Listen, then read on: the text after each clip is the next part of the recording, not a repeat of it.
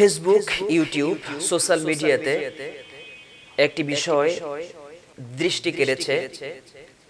মাওলানা রফিকুল ইসলাম ভাই তার ফেসবুক লাইভে এসে কথা বলার একটি পর্যায়ে আলেমদের সম্মানের বিষয়কে উপস্থাপন করতে গিয়ে তিনি তার লাইফের কোনো একটি অংশে বলে ফেলেছেন, ওস্তাদরা আমাদের নবী, লা হাওলা ওয়ালা কুওয়াতা ইল্লা বিল্লাহ।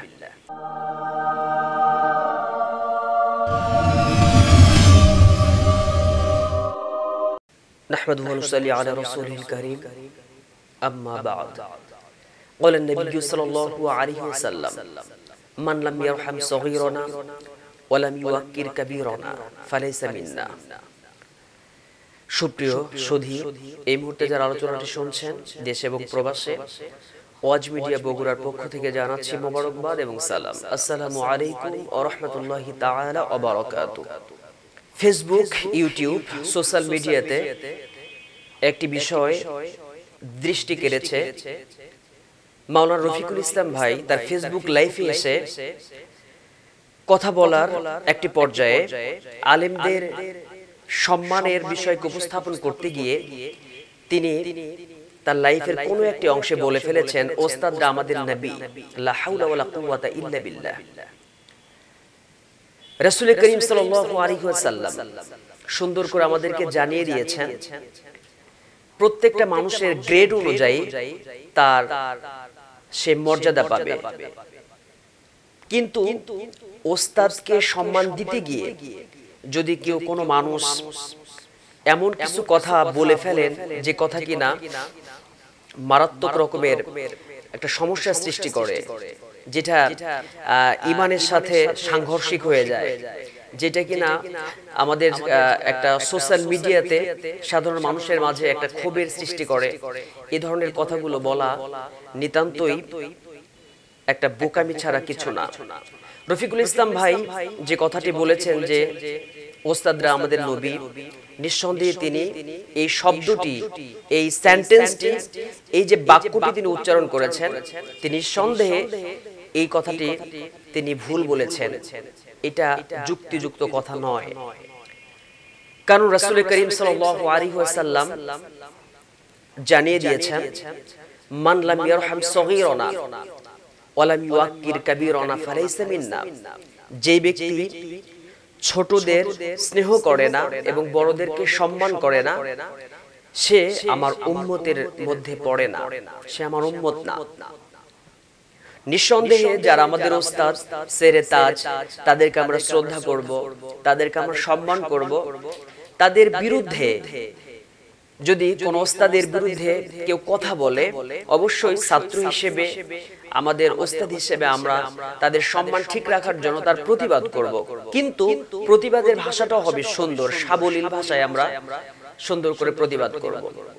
কোন ভাই যদি আমাদের ওস্তাদদেরকে গালিগালাজ করে থাকেন, আমাদের ওস্তাদদেরকে ইনসাল্ট করে থাকেন, হেয় করে থাকেন, হেয় প্রতিপন্ন করেন, নিঃসন্দেহে সেই ভাইটি খারাপ কাজ করেছেন, নিঃসন্দেহে সেই ভাইটি ভালো কাজ করেননি, এজন্য তিনি দোষী সাব্যস্ত হবেন, তিনি অন্যায় করেছেন। এজন্য আল্লাহ সুবহানাহু ওয়া তাআলা তাকে সেই অন্যায়ের জন্য যে শাস্তি দেবার, তার যে প্রাপ্য, সেটা সে পাবে।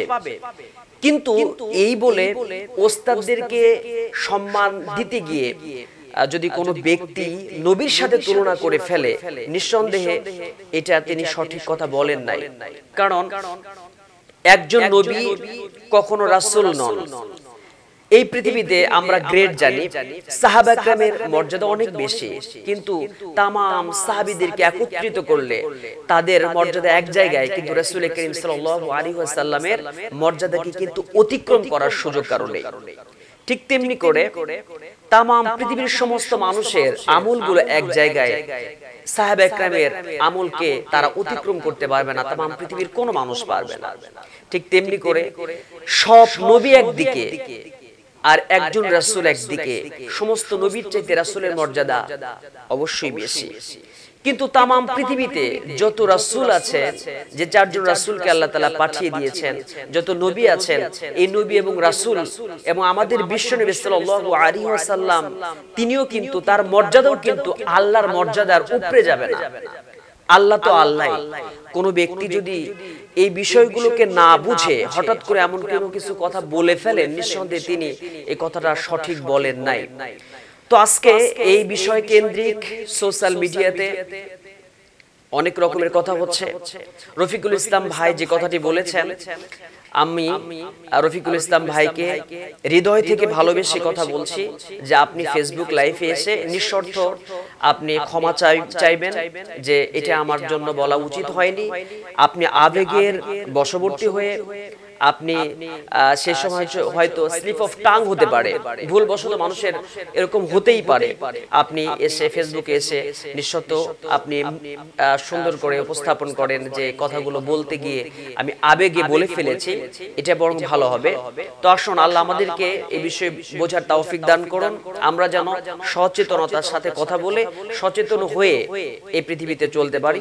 আল্লাহ আমাদের যে মর্যাদা দিয়েছেন সে মর্যাদাকে ঠিক রেখে এবং আমরা মানুষের সম্মানকে ঠিক রেখে কথা বলতে পারি, কাউকে হেয় না করি, ইনসাল্ট না করি। আল্লাহ আমাদেরকে সঠিক সুন্দরভাবে ইসলাম বুঝে মেনে চলার তৌফিক দান করুন। আসসালামু আলাইকুম ওয়া রাহমাতুল্লাহ।